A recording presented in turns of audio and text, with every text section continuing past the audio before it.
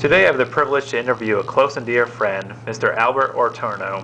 I have known Mr. Orturno for about 2 years and we both share the same passion for sports, politics, and slow-pitch softball. I will be asking Mr. Orturno a series of questions of what it was like as an English learner, better known as EL. How are you doing this fine day, sir? And I would like to thank you for taking time out of your busy schedule to shed some light on this subject for our viewing audience.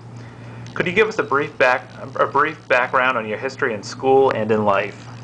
Pleasure to be here. First and foremost, my name is Alberto Orturno, and I just go by Albert because it makes it easier for my Anglo and fully fluent English friends and co-workers to pronounce Albert than it is Alberto, Alberto, or whatever other way they seem to butcher my name, and especially my last name as well.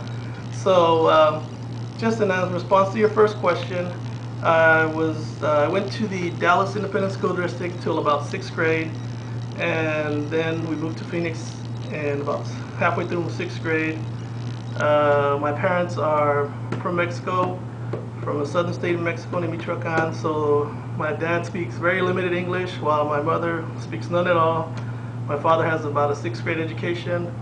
My mother never went to school. She had to start working right off the bat. So as far as my first language, it was Spanish, and nothing but Spanish. As far as my parents would even get mad at me if I came in the house and spoke English to them because they wouldn't understand, therefore they thought I was talking bad about them. So other than that, I went to kindergarten, and about the 1st grade it was ESL, all Spanish with a little bit of English, but about the 1st grade I was fully immersed into an English only classroom, and that's where my English as a second language experience began.